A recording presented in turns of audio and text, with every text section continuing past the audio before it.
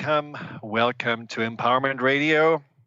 We are on today with a very special guest, which I'm very excited to introduce in a few moments. But let me first talk about the topic of today's show. It's a topic that I went through several times myself. It's something that I believe most of us will at some point come face to face with and make a choice to either struggle or strive and embrace that phase in our life that some may call the midlife crisis. But our guest calls the Midlife Mojo. Now, what does that actually mean? Does it mean like, when you're 45 or 50, that's a moment when you question everything and you buy a red sports car, get a younger model and just, go into the sunset? Well, that's maybe in movies and sometimes also in real life, but it's usually more the extreme version of the midlife crisis. And to be honest, my first midlife crisis happened in my mid-30s. It was when I was in cardiology and working along and having just kind of insane hours of being in the hospital and feeling a lot of the pressure of just having to go through 35 to 40 patients a day, basically no time to know anyone in a more profound detail. And at some point, I just had the feeling we are pretty much dealing more with human machines because we are looking for the flaw in the system than we are dealing with human beings that have a heart and a soul and a reaction to their heart problems. So at some point, it just felt like that I had enough. But I didn't want to admit it to myself because if you go to medical school for a long time, and if you go through residency and go through all these troubles, and then of course there are the expectations from the people that you love and care about, you don't want to admit to yourself that, well, maybe that is not the best choice for you. Well, my crisis happened in the middle of the night where I woke up with cold sweat and literally booming voice in my head that said, "So you're going to do this for the next 25 years? And that thought in itself really just augmented my fear and my stress. And I had to really face myself and wonder if this is the life I want to live. Is this it? Is this is really where I basically spend most days and most of the times in the next 20 years with in a manner that was rather unfulfilling, in a manner that didn't really feel like it was helping me to maybe use all of my gifts and talents, in a manner that just felt like also that it was depleting me more than it was feeding me, and I wasn't as useful as I could be. So, of course, in that little crisis, I didn't make immediate changes, but I had my mind open and I was looking for ways that I could change and at least have some reprieve. And so this is then when I had this opportunity to go for 2 years to Seattle and to the University of Washington, and out of 2 years became many years, and I changed my careers twice after that. And all of them was basically due to that catalytic you could say that catalytic effect of having to face the moment where you're asking yourself, shouldn't there be more? Isn't there really more to life than that? Am I really fulfilled? Is that really what I want? And that is a crisis I believe a lot of people are facing. And often it's midlife. It's like when you have had a career that you're in for quite some time, when the kids may be just leaving the house, when you feel like you have been living in the same place for a long time, and something inside of you may ask you, hey, I just want more.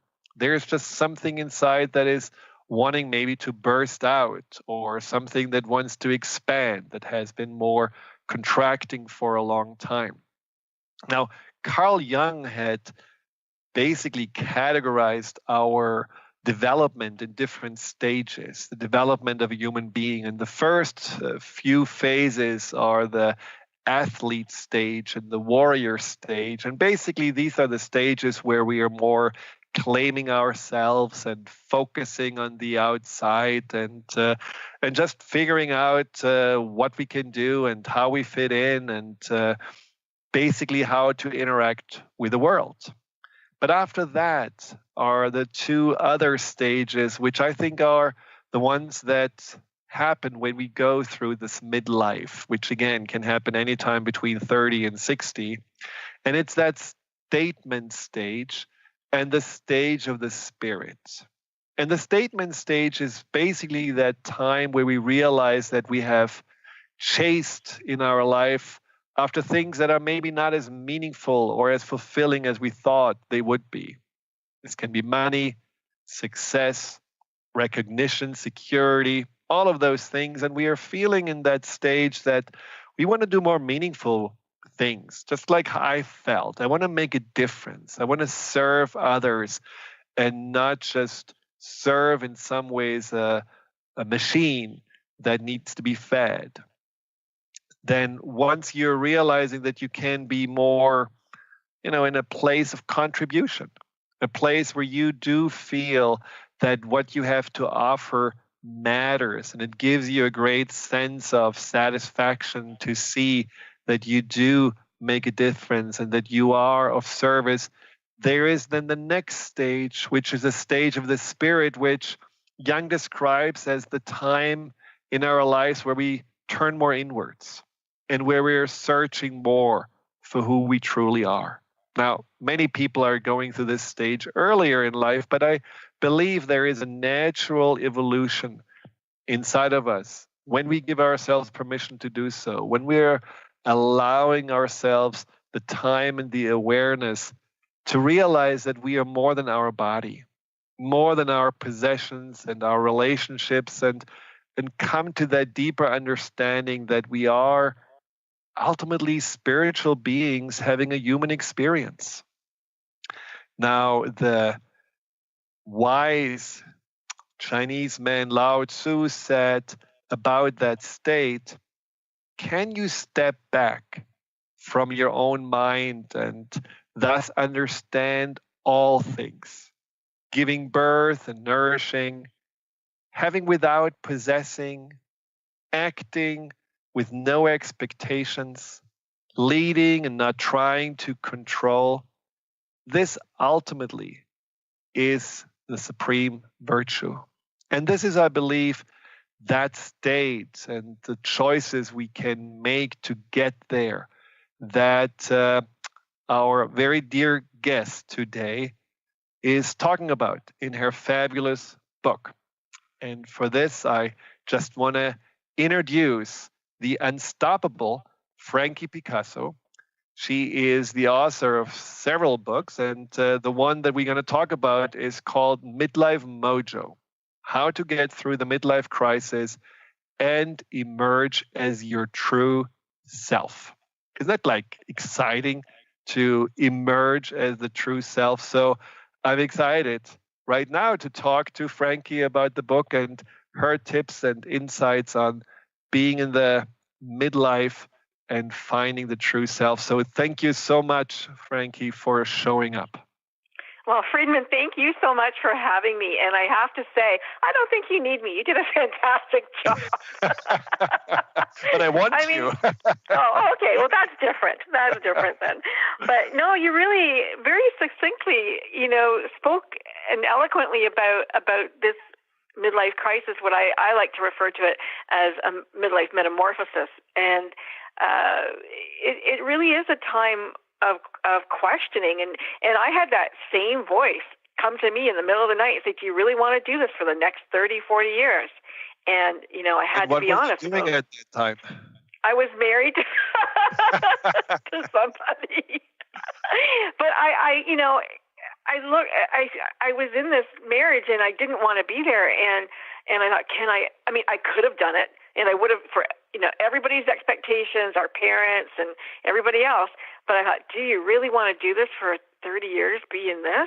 And I was like, no, totally stifled. You brought up Carl Jung, but, Kierkegaard said life can only be understood backwards, but it must be lived forwards. And I think that's what we're talking about. What happens in midlife, we have an opportunity to look back and go, the last 30 or 40 years were good, but I don't feel I'm that person yet. I don't feel like I've reached my potential, or I don't feel I know what my purpose is, or I don't feel like I'm the right player at the right time. And yet, because we've lived that many years, we can look forward and extrapolate and go, okay, I might have 30 or 40 more years to live forward. How would I like to do that? Do I want to keep it the same, or do I want to try something different? And while we are doing that, of course, there are all these kind of negative voices coming up. Like, you don't teach an old dog new tricks. It's too late. Well, I better be just happy with what I have. What are you going to do with these negative voices? And how do we find the courage to move forward? All of those things we will talk about more after the break. So stay tuned. We will be right back. Welcome back to Empowerment Radio. I am here on with Frankie Picasso, who is also called the Unstoppable Frankie, which I want to actually briefly talk about. Now, Frankie, we talk about Midlife Mojo, and you mentioned before that your crisis wasn't necessarily something that gave you immediately the mojo. It was more like a realization of not wanting to be in the marriage. But your story about this accident that happened and how you really had this moment of feeling unstoppable in the aftermath, just tell us briefly what happened, because I thought it was really fascinating to hear. Oh, okay. Thank you. I hope I can come to that point where what you're talking about. But I was in a motorcycle accident. I was in 3 motorcycle clubs. This was my midlife crisis. I went and I bought a motorcycle. I needed my freedom, and it's my favorite thing ever to have done. Like, I just loved riding a motorcycle, and it was like, for me, riding horses when I was younger, and I get this motorcycle, and I joined a couple of motorcycle clubs, and I was leading a ride, and a car just ran a stop sign, crossed a highway, and T-boned me. Now, I ended up in a hospital, short story, in the hospital for about 6 months, and everything that I thought I was and had, and that we believe, was gone. At the time I worked for the government. My title was Special Advisor for Spirit, and I was a drummer in a blues band. I was on the Canadian Senior Dragon's Bone team. We were just about to go to Shanghai. And so all of these things while I was in the hospital went away. So everything I identified, I got divorced in the hospital. I lost my job in the hospital. The band came and picked up their gear. The Dragon Boat team went on to do what they were going to do. And I was left in the hospital. The only thing I had left were my children. Even my dog died, 3 days after I got home.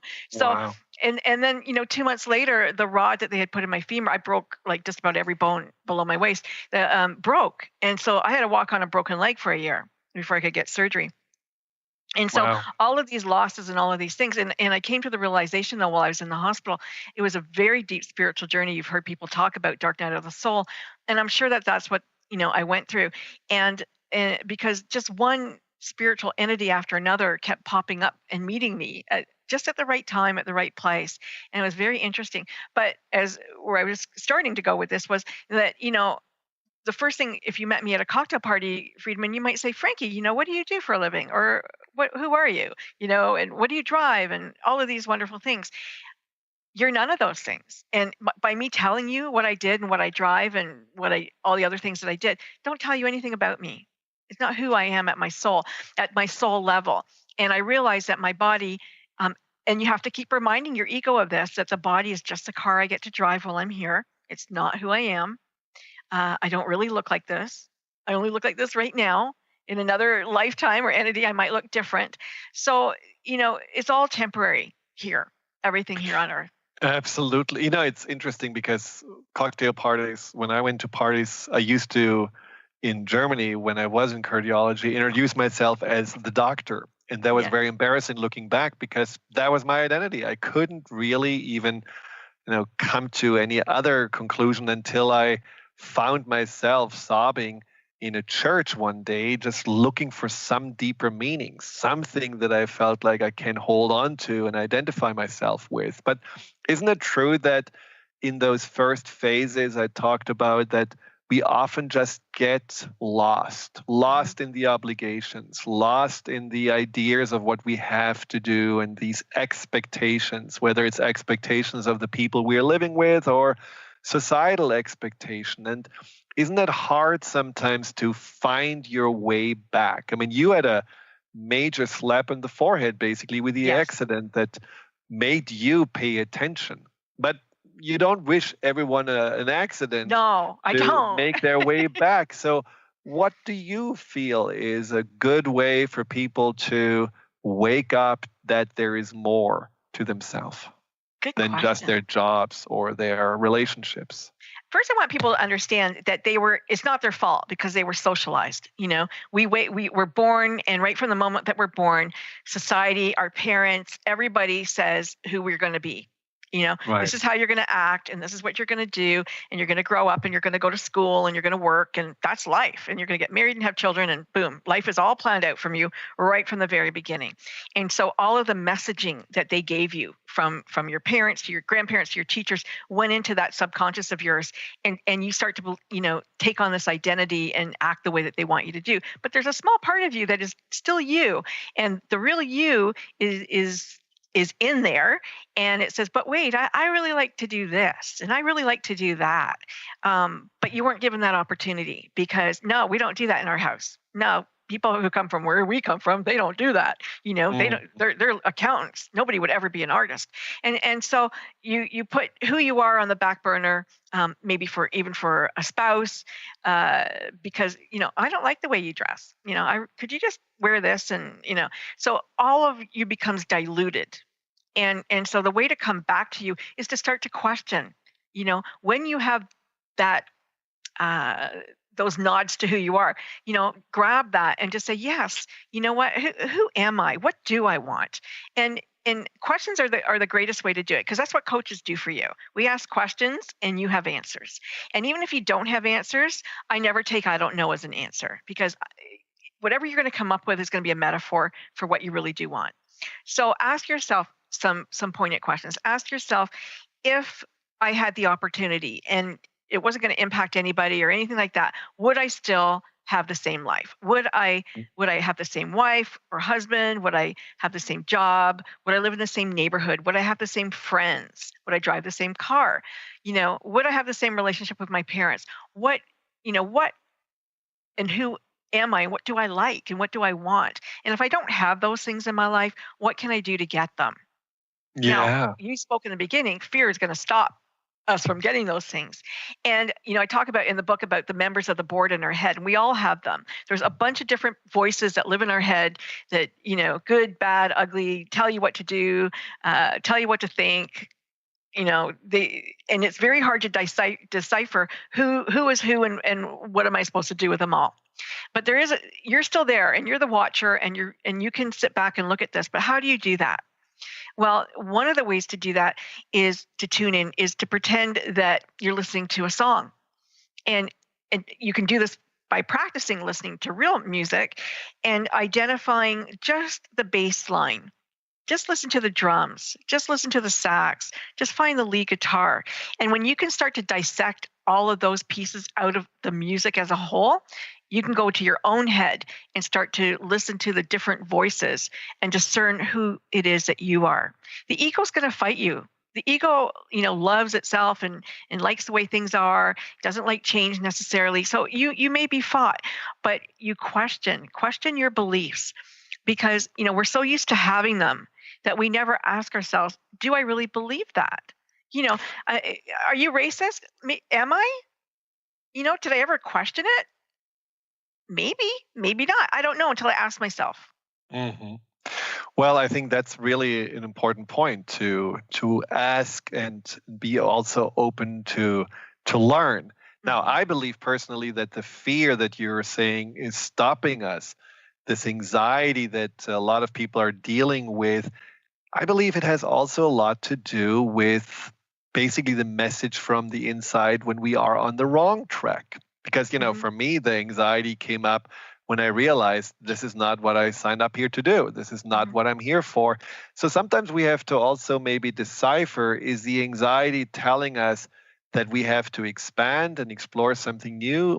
Or is the anxiety coming up because there is a fear of change or the fear of creating havoc or rocking the boat? And as you said, these different voices, it's good when we are able to decipher them and be able to also communicate with them and talk back to them and not just, try to ignore them.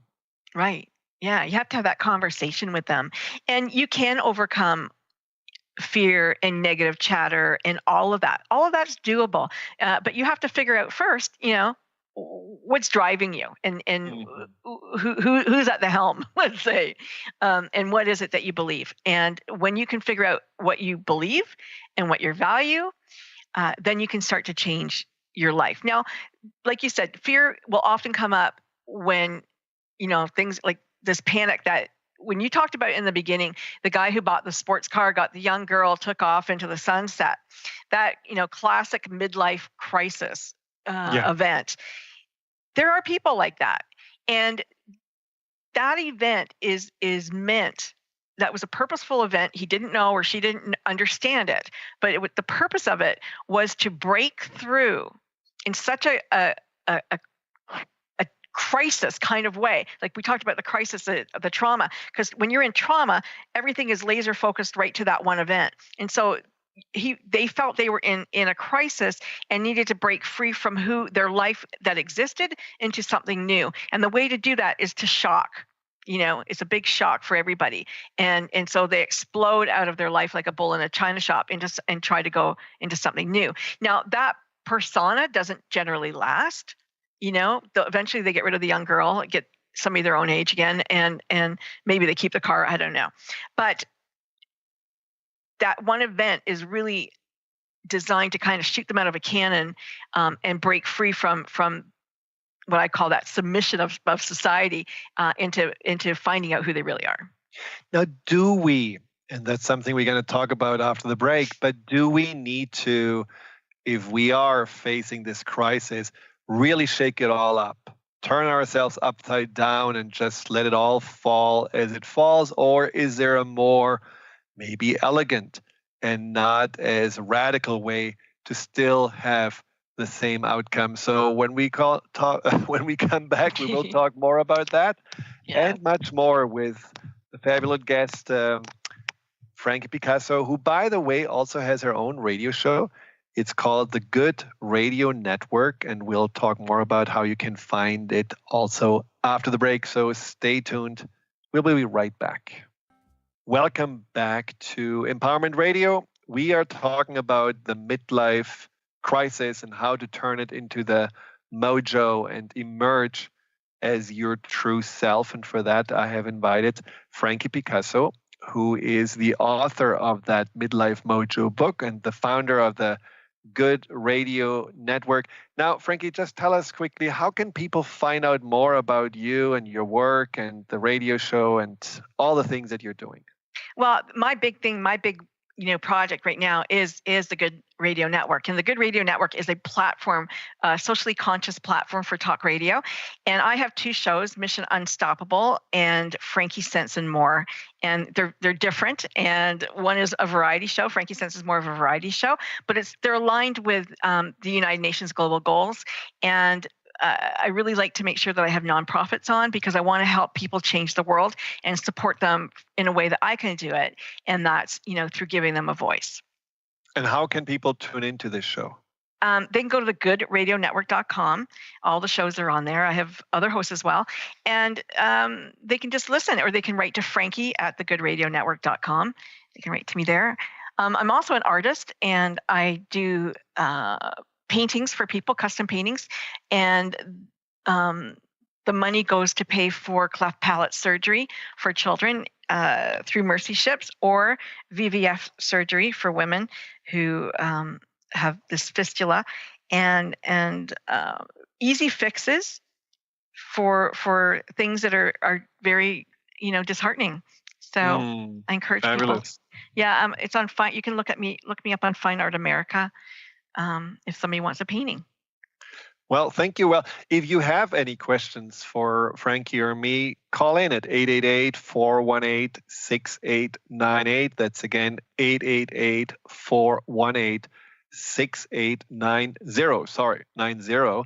And you can also, of course, leave a message on the chat board on transformationtalkradio.com.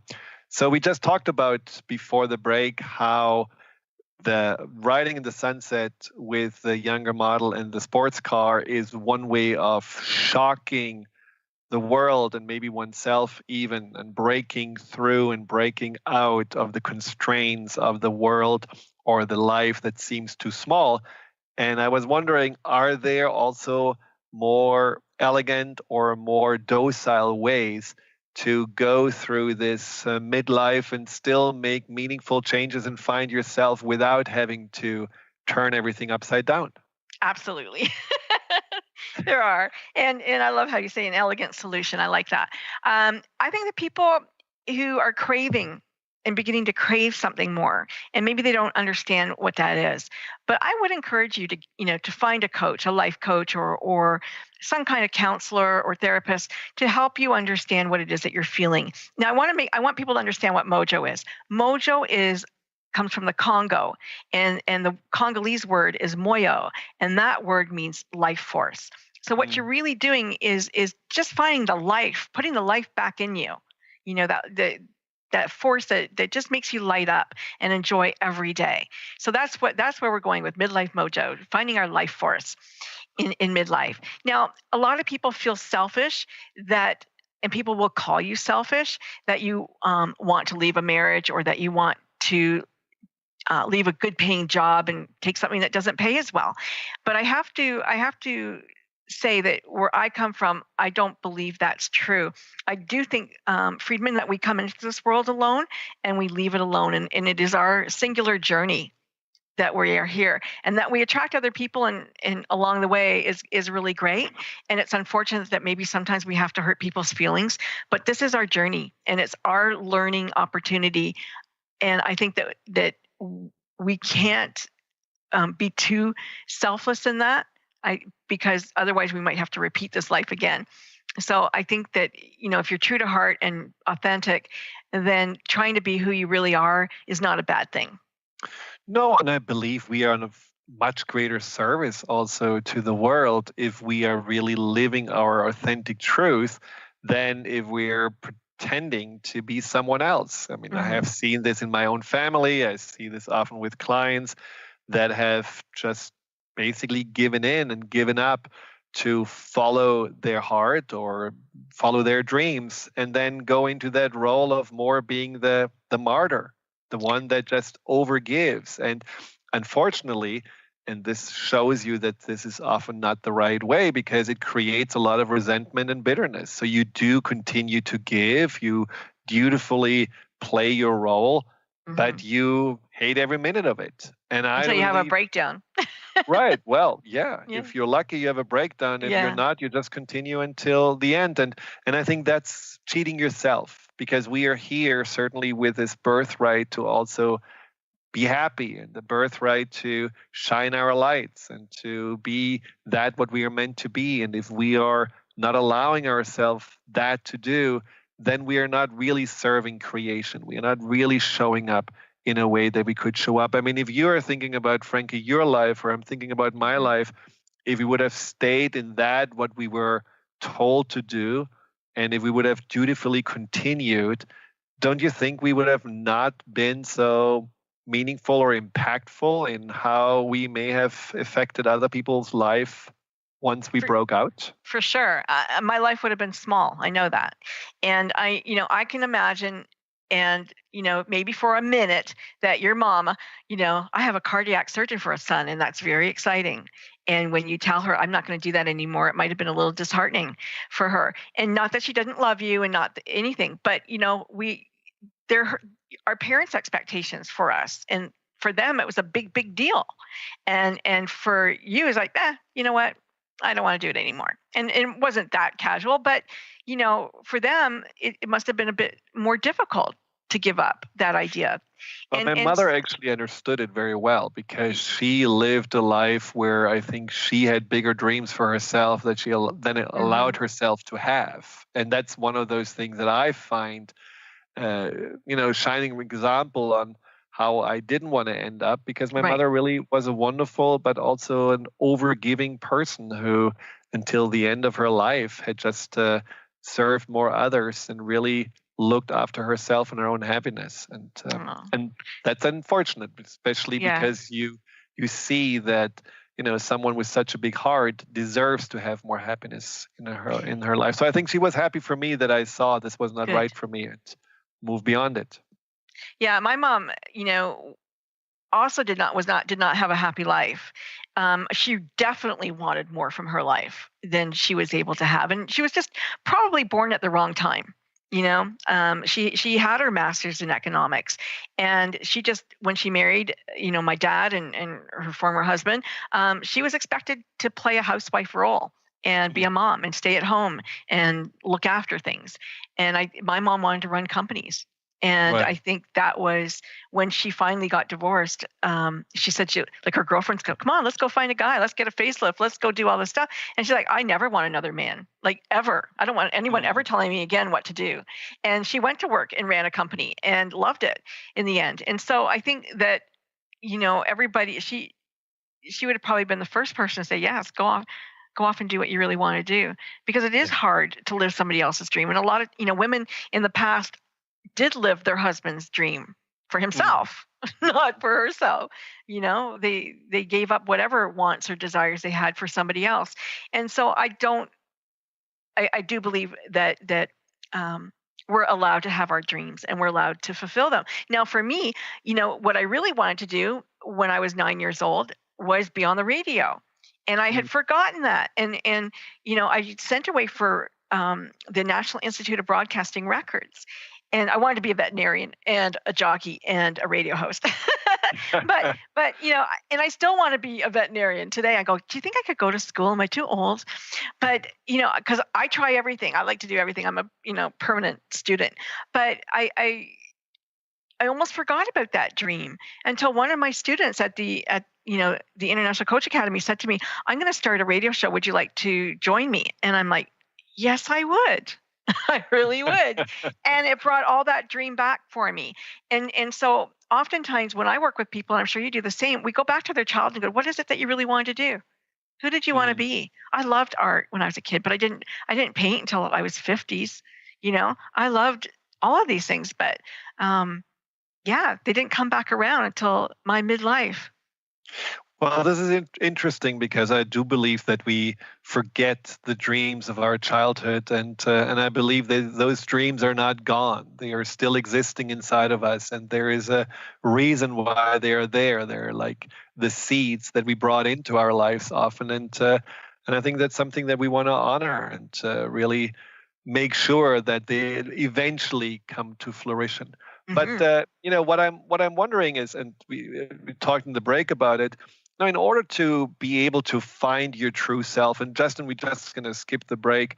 In order to really come to your true self, we have to get out of our heads, because if we are, looking at our day-to-day lives, there is a lot of maneuvering, rationalizing, trying to figure things out, living more in a place of logic. Our emotions are almost in the way, and we are not really connecting to our feelings and maybe our intuition or that what our heart is telling us. So what would you suggest, or what did you find was helping you or helping your clients to find a way to just let the head be the head and go a little bit more deeper and deeper and closer into the heart, which ultimately is the source of our true self? One of the things I like to tell my clients is that their body is a giant bioprocessor.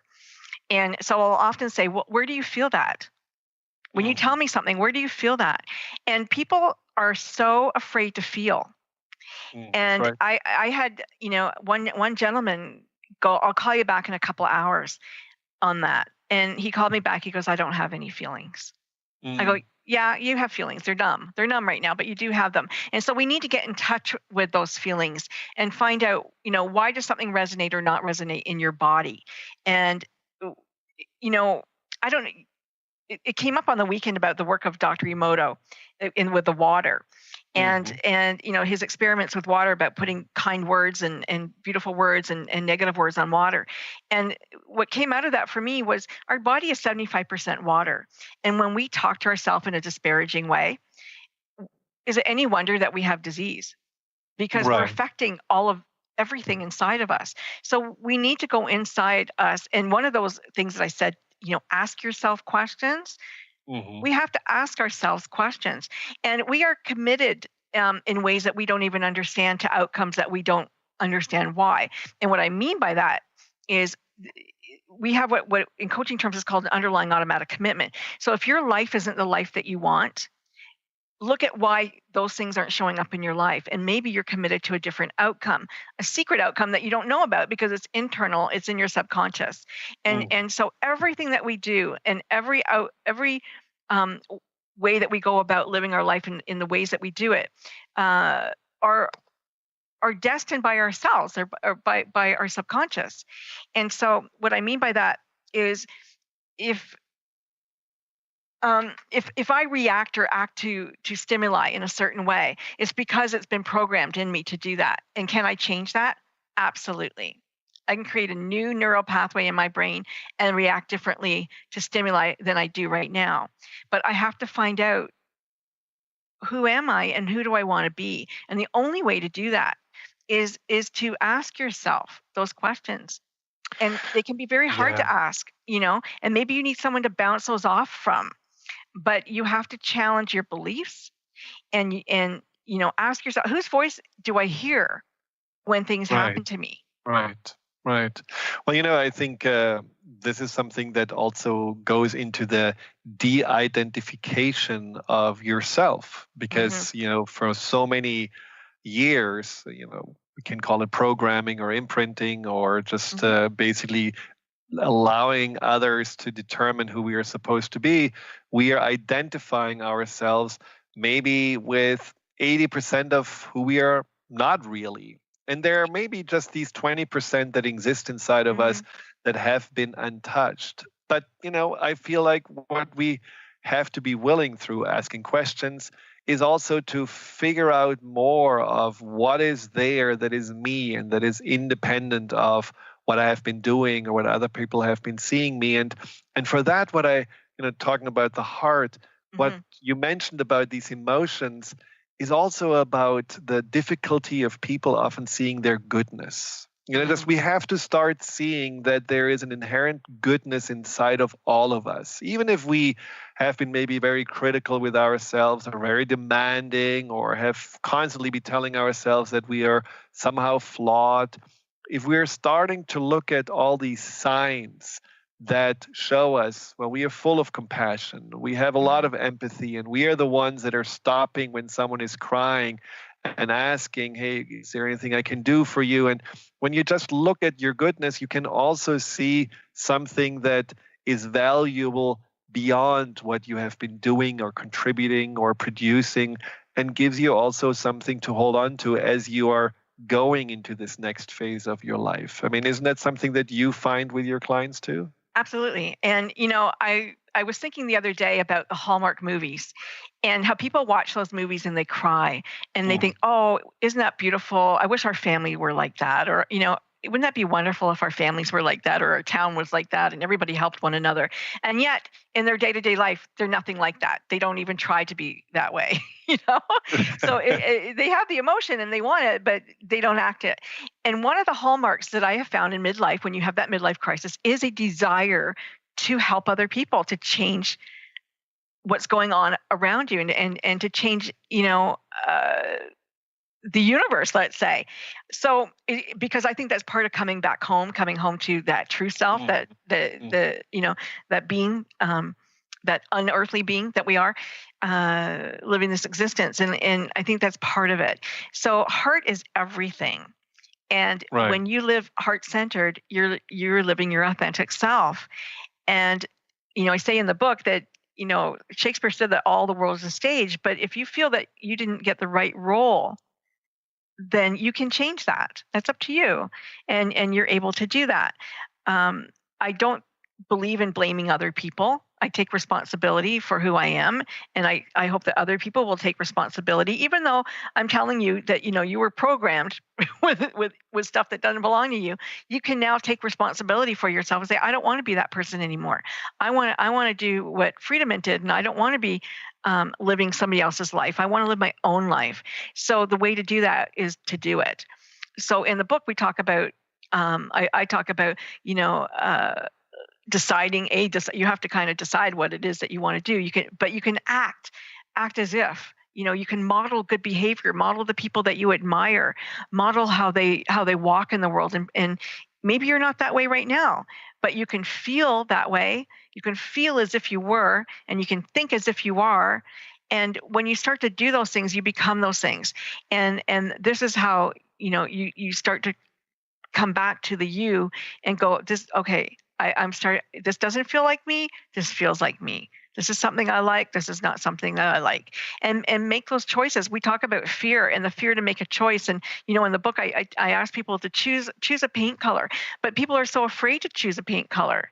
But it's just paint and it can be changed. Make a decision and try it, Right. because it's not do or die. It's not. You can, everybody sticks with vanilla. Try Jamocha almond.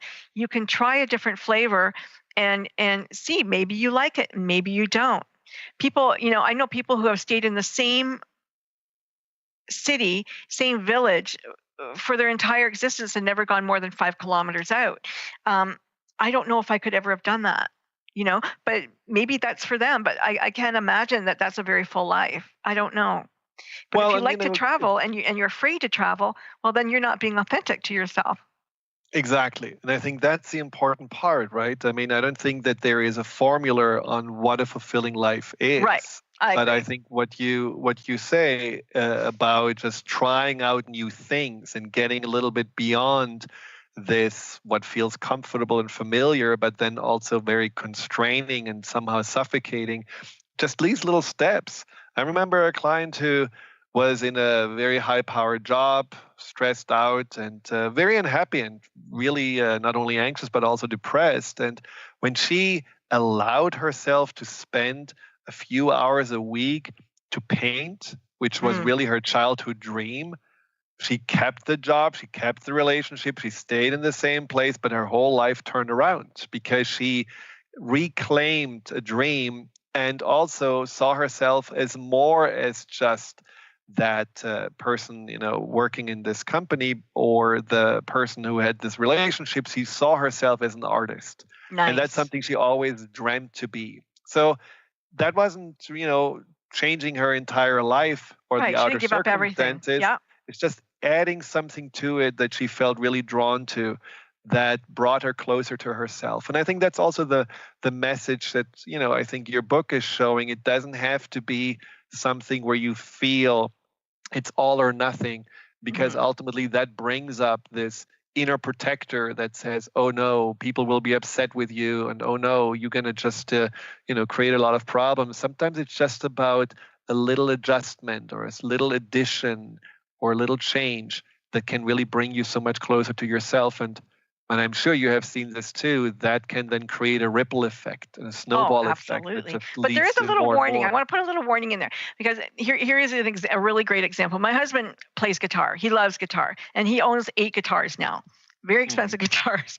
And I don't know, the big difference between them all, but there's a difference for him. But when he was young, he was not allowed to play guitar. He was in a religion that was very stifling, and that wasn't, you were allowed to play this or nothing, and you didn't play this kind of music, and you didn't do this and you didn't do that. And so he felt so cheated, because what if I'd started when I was 5 years old? How good could I play then? What if I'd started earlier? What if they had encouraged me? And so he has the opportunity to do it now, and he has the opportunity to play as much or as little as he wants. And I have to remind him to just let go of those feelings, those negative feelings toward his parents for not allowing it, and just say, you're allowed to now. Yeah, and that's what's important. Definitely. Very much so. And I think in general, like you said, this blaming someone else for the choices that ultimately we continue to make. They may have been made at the beginning of our lives. I mean, for me, it was very clear that I'm going to become a doctor because everyone else in my family was a doctor. But, if you continue to make those choices, then at some point you have to realize it's your responsibility and there is no one to blame. Blame is anyhow not really very helpful as an energy because it keeps you usually into a more negative state. But so when just to look at what another thing of your book, which I found interesting, was the idea of the commitment versus trying. What is actually the difference there? I love that. So, I say that trying is lying.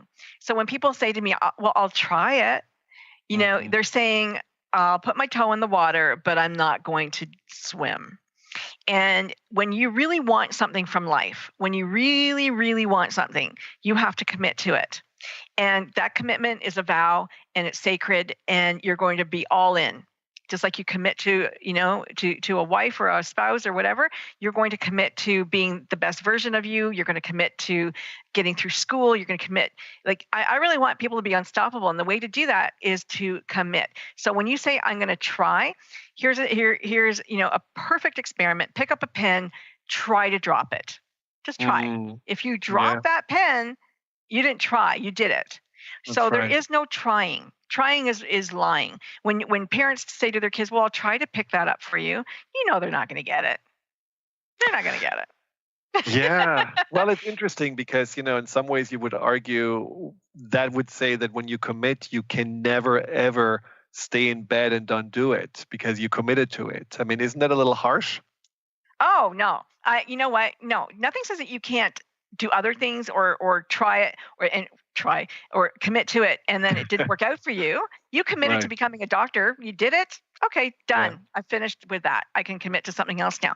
But I'm saying the things that you want in life. Right. Like people say, well, I really wanted it, but I didn't get it. No, you didn't commit. Because if you had committed, you would have it. And I believe that. And that's what I talked about, the underlying automatic commitment that says you have a commitment to something else that you don't know about. That is what's holding you back from what you think your subconscious wants. And so, the example I think I give in the book is about money. So if you want to be wealthy and you're not wealthy, the reason for that is because you have a commitment to not being wealthy. Because if you really wanted it, you would find a way to do it. So why would you have a commitment to not being wealthy? Well, maybe you grew up in a house where everybody sat around the dinner table and go, I hate those rich snobs. Right. And that's definitely then subconscious programming, which is something, as we know, can be changed when you are just starting to be aware of it and know what you want to believe instead. Now, Frankie, we could talk for hours because there are so many interesting things that we both have in common and that you have described in the book. So I just unfortunately we have come to the end of the show. So I want to thank you again very much for being on the show and just say once again how people can find out about you and the radio show. Just please go to www.thegoodradionetwork.com and write to Frankie at thegoodradionetwork.com. Thank you so much. You're a wonderful host. You're just so delightful to talk to. Well, so are you. Thank you. And we have to do this again. I really enjoyed it very much. And good luck. Well, stay committed to living your mojo and finding your mojo no matter what age you are. Enjoy these next 2 weeks until our next show. And thank you for tuning in. Goodbye.